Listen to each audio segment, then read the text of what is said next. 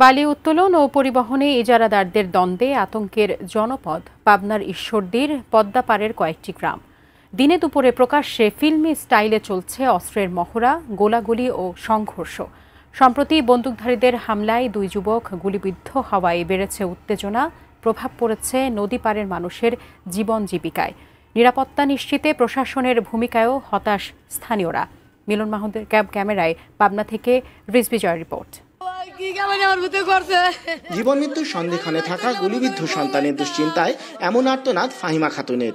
গত 6 অক্টোবর দুপুরে ঈশ্বরদী সারা ক্যানেল পাড়ায় অতর্কিত হামলা করে গোয়ালন্দ পাকশি নৌ চ্যানেলের ইজারাদার সোহেল খন্দকারের সশস্ত্র বাহিনী। সন্ত্রাসীদের বেপরোয়া গুলিতে নিজ বাড়ির সামনেই গুলিবিদ্ধ হন নিজাম ও সজীব নামের গ্রামের 2 যুবক। টিনের দেয়াল ভেদ করে গুলি ঢোকে বাড়ি ঘরেও। ওই ধরেন বিরিয়ানিতে গিয়ে আবার হুক্কি দিছে, ছেলেপেলে জানেন না, এই হুক্কি দেওয়ার মাধ্যমে আমার পুঁতে বলতো যে এখানে নদী ভাঙ্গনের মানুষ বসবাস করতেছে খুব হুমকির মুখে। আমি তো এখানে বরকিলে একটা ছুড়াই ছাড়ি না, আমি তো আল্লাহর ডাক ফারতাছি। স্বাস্থ্যকর অল টাইম ফ্যামিলি কেক, সব সময় অল টাইম হেলদি লাইফ। টানা কয়েক মাস ধরে পদ্মার বালিমহল দখল ও নৌপথে টোল আদায় নিয়ে নাটোরের লালপুরের কাকনালী, কুষ্টিয়ার সোহেল খন্দকার ও ঈশ্বরদীর এটি এন্টারপ্রাইজের মধ্যে দ্বন্দ্ব চলছে। আধিপত্য বিস্তারে সশস্ত্র সন্ত্রাসীদের অত্যাধুনিক অস্ত্রের মহড়া ও দফায় দফায় হামলা সংঘাতে যুদ্ধাবস্থা চলছে পাকশি ও সারা ইউনিয়নের পদ্মাপাড়ের গ্রামগুলোতে।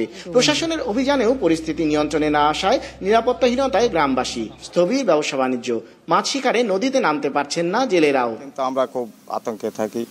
রাত্রে তো যেতেই পারছি না ভয়ে। দিনের বেলা গিয়েছিলাম, ধরেন কি কোনো রকম চোখের উপর দেখে শুনে আর কি মাই ধরেছিল। এটি এন্টারপ্রাইজের অভিযোগ, ইজারার সীমানা অতিক্রম করে জোর করে টোল আদায় বাধা দেয় সশস্ত্র আক্রমণ করছে প্রতিপক্ষের সন্ত্রাসীরা। সব জেনেও নিষ্ক্রিয় প্রশাসন।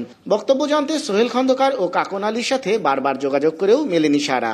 টোল তোলা হচ্ছে, ইজারা তোলা হচ্ছে, লালপুরও বৈধ না। এই যে খন্দকার যে কাগজ নিয়ে আসছে তিনিও বৈধ না হাডিং ব্রিজের এই পারে আসার।